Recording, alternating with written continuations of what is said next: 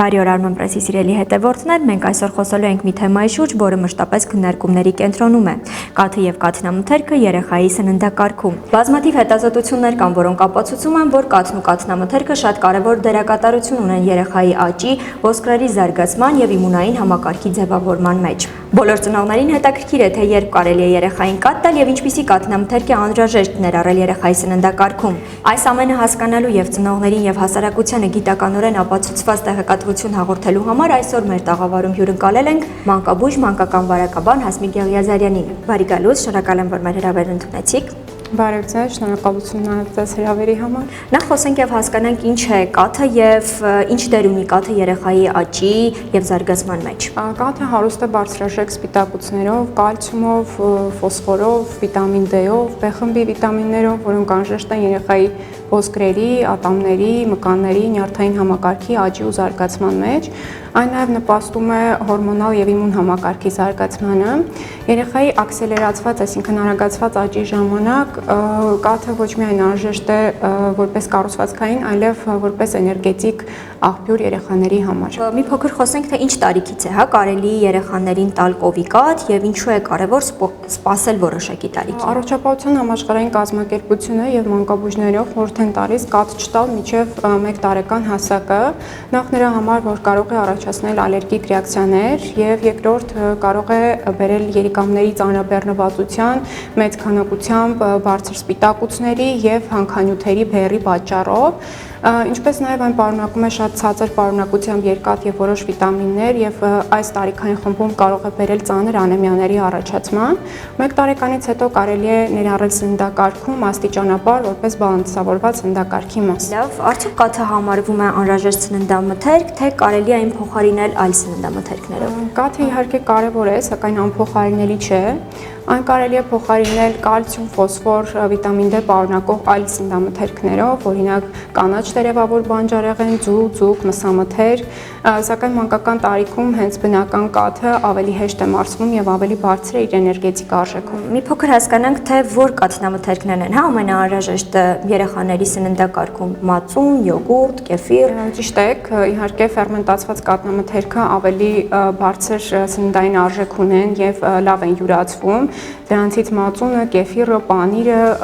յոգուրտները, բայց ոչ քաղցրացրած եւ ներկանյութեր պարունակող յոգուրտները, որոնք ընդունված են մեր հասարակության կողմից վերջին շրջանում, դրանք ուրեմն ավելի լավ են մարսվում մարսողական համակարգի կողմից, պարունակում են պրե եւ պրոբիոտիկներ, որոնք անհրաժեշտ են նորմալ ստամոքսահարքային տրակտի առողջության համար, ինչպես նաեւ դրանց մեջ պարունակող կալցիումը եւ ֆոսֆորը ավելի լավ են ներծծվում, ընդ որում այստեղ խորհուրդ կտամ օգտագործել ոչ շատ բարձր յուղայնությամբ, ոչ էլ յուղազերծ կաթնամթերք, միջին կամ ցածր յուղայնության կաթնամթերք, որպեսզի կալցիումը եւ ֆոսֆորը ավելի լավ յուրացվեն օրգանիզմի կողմից։ Բժիշկ Եղիազարյան, ինչպես կարելի է ընտրել ճիշտ կաթնամթերքը։ Ճիշտ կաթնամթերքի համար նախ պետք է լինի պիտակներ նշված բաղադրությամբ եւ պիտանելիության ժամկետներով, պահպանված լինեն սառնարանային պայմաններում ամեն կաթնամթերք իրեն հատուկ ռեժիմով, ստացած լինեն սննդի անվտանգության սերտիֆիկացում եւ մանկական օգտագործման վկայական, եթե օգտագործվելու են երեխաների համար, եւ պետք է ունենան միատարր կառուցվածք, թարմ, հոտ։ Որակյալ կաթնամթերքից խոսելիս հիշեցնեմ, որ մեր գործընկերն է Երեմյան կաթնամթերքը, որը միակն է Հայաստանում սեփական ֆերմայով, մանկական կաթի վկայականով եւ սննդի անվտանգության միջազգային սերտիֆիկատով։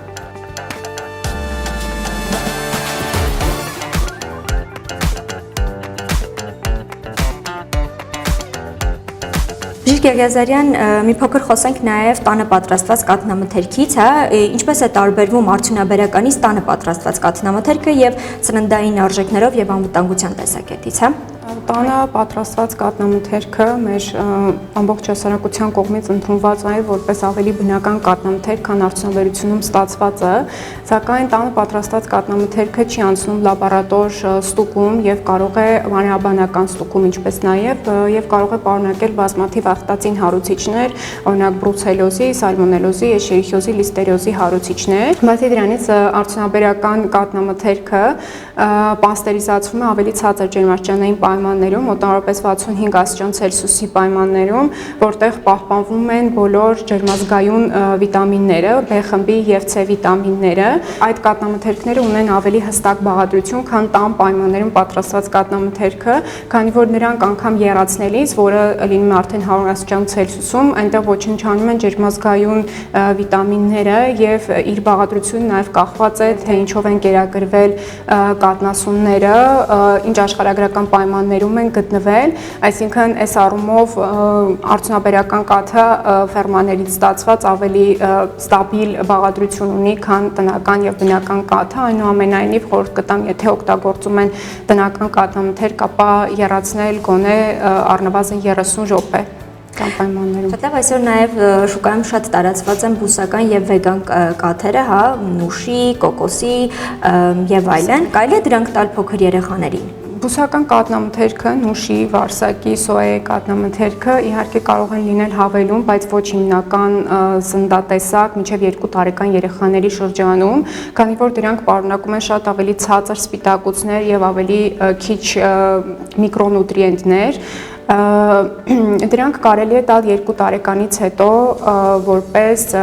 բալանսավորված սննդակարգի մաս, չնայած ԱՀԿ-ն խորհուրդ է տալիս, որ դրանք լինեն հարստացված կալցիումով, ֆոսֆորով, վիտամին D-ով։ Սոյայի կաթը այս առումով ավելի հոմոլոգ է, մոտ է կովի կաթին եւ եթե մարդիկ ունեն կովի կաթի սպիտակուցի անտանելիություն, ապա նախընտրելի տարբերակ կարող է լինել սոյան, սակայն մոտ 50% դեպքերում հնարավոր է նաև սոյայից անտանելիություն, այդ դեպքում արդեն նախապատվությունը տրվում է բուսական կաթնամթերքին, բայց դրանք իհարկե, ինչպես նշեցի, պետք է լինեն բալանսավորված սննդակարգի մաս։ Իսկ ինչպես է փոխվում հա երեխայի կաթնամթերքի պահանջը տարիքի հետ։ Մինչև 6 ամսական երեխաների համար ունիվերսալ է համարվում կրծքի կաթը, որը կարելի է շարունակել մինչև 2 տարեկան հասակը։ 1-ից 3 տարեկաններում արդեն կարելի է տալ կովի կաթ եւ ԱՀԿ-ի ցուցումներն են 400-ից 500 մլ կաթ եւ ոչ ավել, քանի որ դրանք կարող են զբաղեցնել ստամոքսի մեծ մասը եւ երեխաները չկարողանան օգտագործել այլ մթերքներ, որոնք իրենց համար շատ էսենցիալ կարող են լինել, կարեւոր այդ թվում երկաթի առումով եւ երկաթի յուրացման առումով։ 4-ից մեծ տարիքի երեխաների շրջանում արդեն պետք է լինի 2-3 տեսակի կատնամթերք եւ այստեղ կարեւոր է արդեն կատնամթերքների բազմազանությունը երեխաների համար։ Եվ վերջապես ինչ խորհուրդ կտաք ծնողներին, որպեսզի իրենց երեխաներն առողջ եւ հավասարակշռված ծնվեն եւ ընտրեն իսկապես բնական կաթնամթերք։ Պետք է ընտրել վստահելի արտադրողներից նորմալ ստուգում եւ վերամշակում անցած կատնամթերք, չտալ բացակովի կաթ մինչև 1 տարեկան երեխաներին, դրանից հետո տալ միայն պաստերիզացված եւ կամ թեկուզ տան պայմաններում եռացրած կատնամթերք, ոչ հումկաթ, եւ պետք է երեխաներին սովորեցնել փորձել տարբեր համեր, ձևավորելով առողջ սննդային սովորություններ։ Շնորհակալություն Բժիշկ Եղիազարյան, շատ հետաքրքիր ինֆորմացիայի համար։ Կարծում եմ այսօր շատ ծնողներ ավելի հստակ կպատկերացնեն, թե ինչպես ճիշտ ներառել կաթն ու կաթնամթերք իրենց երեխաների սննդակարգ։ Սիրելի ծնողներ, հիշեք, ամեն երեխա յուրահատուկ է եւ այստեղ շատ կարեւոր է հետեւել միմիայն մասնագետների խորհուրդներին։ Կաթը սերը, նշում է մեր գործընկեր Երեմյան կաթնամթերքը արտադրելով բացառապես սեփական ֆերմայի A-կարգի կաթից պատրաստվող կաթնամթերք։ Սերմից սեղան հայեցակարգով կազմակերպում եւ վերահսկվում է կաթնամթերքի արտադրության բոլոր փուլերը, ստեղծելով ամբողջական փակ շղթա եւ բարձր որակ։ Շնորհակալություն, որ մեզ հետ եք, առողջ եղեք եւ պահպանեք ձեր երեխաների առողջությունը։